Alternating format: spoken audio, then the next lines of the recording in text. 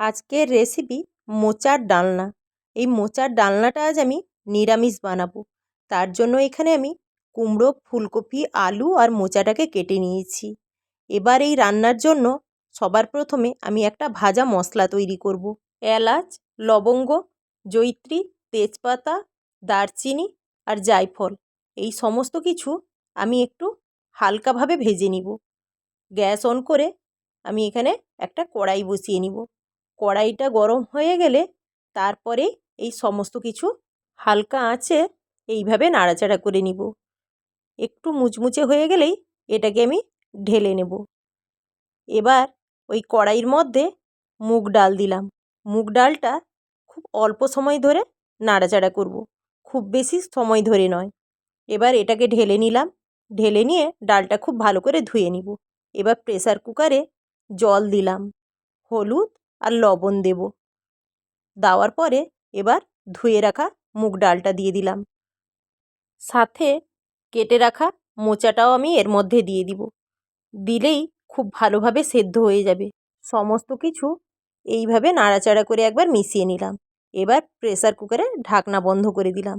সিটিটা একটাই পড়বে, দিয়ে আঁচ কমিয়ে মিনিট 2-3 এইভাবে বসিয়ে রাখবো। দিলে খুব ভালোভাবে সেদ্ধ হয়ে যায়। এবার প্রেসার কুকারটা নামিয়ে নিয়ে এর মধ্যে একটা কড়াই বসিয়ে দিলাম। এবার কড়াইয়ের মধ্যে কিছুটা পরিমাণ সাদা তেল দিলাম। সাদা তেল দেওয়ার পরে এবার কুমড়ো, আলু, ফুলকপি সমস্ত কিছু অল্প কিছুক্ষণ ধরে নাড়াচাড়া করব। প্রথমে আমি লবণ দেব না। অল্প কিছুটা ভাজা হয়ে এলে এবার লবণ আর হলুদ দিলাম। এইভাবে সবজিগুলো আমি ভেজে নিব। ভাজা হয়ে গেলে এবার আমি তুলে নিব। তুলে নেওয়ার পরে কড়াইতে আবারও সাদা তেল দিলাম।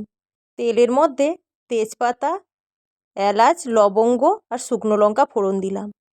এবার ফোড়নটা নাড়াচাড়া করে নিয়ে আদা বাটা আর টমেটো বাটা দেব। এই দুটো দেওয়ার পরে আমি বেশ কিছুক্ষণ ধরে এটাকে কষিয়ে নিব। কষানো হয়ে গেলে তেল খুব ভালোভাবে ছেড়ে দিলে এবার হলুদ গুঁড়ো আর লঙ্কার গুঁড়ো দিলাম। এটা দিয়েও আমি আবারও বেশ কিছুক্ষণ কষিয়ে নিলাম। কষানো হয়ে গেলে এবার আমি ভেজে রাখা সবজিগুলো দেব। সবজি দেওয়ার পর বেশ কিছুক্ষণ ধরে আঁচ কমিয়ে এইভাবে কষাতে হবে। সমস্ত কিছু খুব ভালোভাবে কষিয়ে নিয়েছি। কষানো প্রায় শেষ। এবার আমি এর মধ্যে সেদ্ধ করে রাখা মোচা আর ডালটা দিয়ে দিলাম।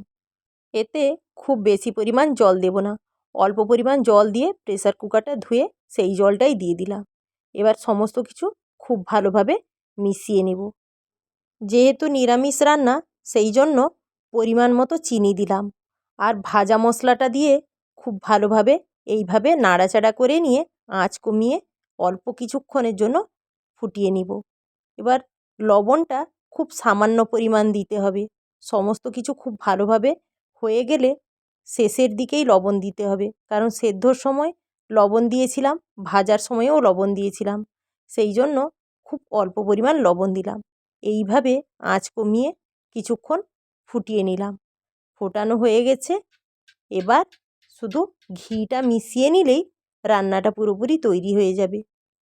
এই নিরামিষ রান্নাটা এতটাই দুর্দান্ত হয়, একবার যদি তৈরি করে নেওয়া যায় তবেই বোঝা যাবে যে এটা কতটাই সুন্দর। আর মোচার ডালনা বললে জিভে যেন জল চলে আসে। এবার পরিবেশনের পালা। এই তরকারিটা থেকে এতটাই দুর্দান্ত গন্ধ উঠছে, আর এই ডালনাটা স্বাদেও কিন্তু অপূর্ব হয়। নিরামিষ দিনে এই ডালনা থাকলে আর কিছুই লাগবে না। আমার এই রান্নার ভিডিওটা আপনাদের যদি ভালো লেগে থাকে আপনারা অবশ্যই লাইক, কমেন্ট, শেয়ার করবেন। আর নিত্য নতুন রান্নার ভিডিও পেতে আমার চ্যানেলটিকে অবশ্যই সাবস্ক্রাইব করবেন।